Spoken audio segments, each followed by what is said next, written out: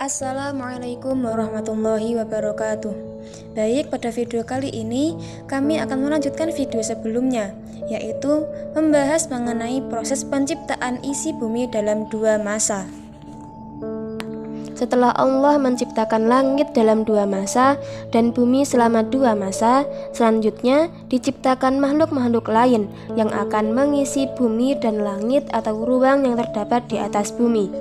Berdasarkan Quran Surah Fussilat ayat 10 yang berbunyi, Bismillahirrahmanirrahim, waja'ala fiha rawasiya min fawqiha wa baraka fiha wa qaddara fiha aqwata fi arba'ati ayyamin sawa'al lis-sa'ilin, yang artinya, dan Dia ciptakan padanya gunung-gunung yang kokoh di atasnya, dan kemudian Dia berkahi dan Dia tentukan makanan-makanan bagi penghuninya dalam 4 masa, memadai untuk memenuhi kebutuhan mereka yang memerlukannya. Maksud mengenai 4 masa ini ialah 4 periode dalam kurun waktu geologi seperti berikut. Yang pertama yaitu masa Proterozoikum. Pada masa ini, kehidupan masih sangat tidak jelas. Pada masa ini, mulai muncul organisme seperti jamur, serangga, anemon, ubur-ubur, alga merah, alga hijau, dan lain-lain. Pada masa ini pula, terjadi peningkatan konsentrasi oksigen di atmosfer, sehingga aktivitas biologis yang hebat dapat berlangsung. Masa kedua yaitu masa Paleozoikum.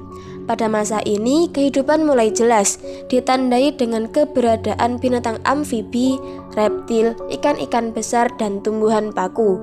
Masa yang ketiga yaitu masa Mesozoikum. Pada masa ini disebut sebagai kehidupan pertengahan, yang ditandai dengan berlimpahnya vegetasi dan binatang laut, komodo, dan pohon daun lebar. Dan masa yang terakhir yaitu masa Kenozoikum. Pada masa ini disebut sebagai kehidupan baru yang ditandai oleh banyaknya kehidupan dari masa sebelumnya punah.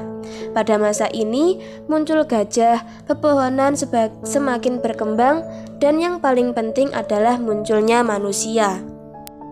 Allah berfirman dalam Quran Surah An-Naziat ayat 27-33 yang berbunyi, Bismillahirrahmanirrahim. Antum asyaddu khalqan amis sama'u banaha rafa'a samkaha fasawwaha wa waghtasha laylaha wa akhraja duhaha wal arda ba'da dhalika dahaha akhraja minha ma'aha wa mar'aha wal jibala arsaha mata'an lakum wa li'an'amikum, yang artinya, apakah kamu lebih sulit penciptaannya ataukah langit? Allah telah membinanya. Dia meninggikan bangunannya lalu menyempurnakannya, dan Dia menjadikan malamnya gelap gulita dan menjadikan siangnya terang benderang. Dan bumi sesudah itu dihamparkannya. Ia memancarkan daripadanya mata airnya dan menumbuhkan tumbuhan-tumbuhannya, dan gunung-gunung dipancangkannya dengan teguh. Semua itu untuk kesenanganmu dan untuk binatang-binatang ternakmu. Pada ayat ini menjelaskan mengenai 6 hari atau 6 masa yang telah disebutkan sebelumnya, yaitu Allah telah meninggikan bangunannya lalu menyempurnakannya, dan Dia menjadikan malam gelap gulita dan menjadikan siang terang benderang, dan bumi sesudah itu dihamparkannya. Dia memancarkan daripadanya mata air dan menumbuhkan tumbuh-tumbuhan, dan gunung-gunung dipancangkannya dengan teguh.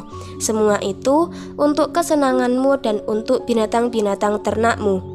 Kehidupan di bumi tersusun setidaknya dari 4 elemen dasar, yaitu hidrogen, oksigen, karbon, dan nitrogen. Juga 2 unsur lain dalam jumlah yang lebih sedikit, yaitu sulfur dan fosfor.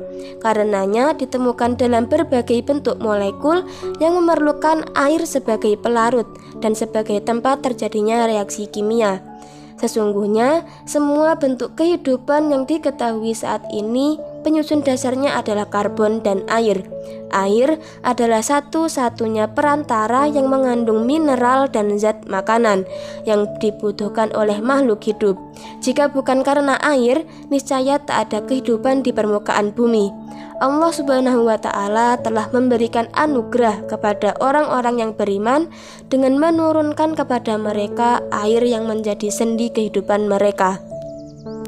Hal ini berdasarkan firman Allah yang terdapat pada Quran Surah An-Nahl ayat 11 hingga 10 yang berbunyi, Bismillahirrahmanirrahim. Huwallazi anzala minas samaa'i ma'an lakum minhu syarabu wa minhu syajarun fihi tusimun yumbitu lakum bihi zar'a waz-zaytuna wan-nakhila wal-a'naba wa min kulli tsamarat inna fi dzalika laayatan liqaumin yatafakkarun, yang artinya, Dialah yang telah menurunkan air hujan dari langit untuk kamu, sebagiannya menjadi minuman dan sebagiannya menyuburkan tumbuhan. Padanya kamu mengembalakan ternakmu. Dengan air hujan itu Dia menumbuhkan untuk kamu tanam-tanaman, zaitun, kurma, anggur, dan segala macam buah-buahan. Sungguh pada yang demikian itu benar-benar terdapat tanda kebesaran Allah bagi orang yang berfikir. Perlu diketahui, pada akhirnya segala sesuatu yang ada di alam semesta ini akan kembali kepadanya. Memang ketika kita membahas mengenai penciptaan alam semesta, sesungguhnya tidak lebih adalah untuk mengagumi ciptaannya, hingga lahirlah perasaan kemahabesaran Allah, Sang Pencipta segalanya. Kita menjadi merasa sangat kecil di hadapannya, hingga tak ada secuil kesombongan pun yang melekat di hati kita. Baik, mungkin demikian yang dapat kami sampaikan. Kurang lebihnya kami minta maaf. Assalamualaikum warahmatullahi wabarakatuh.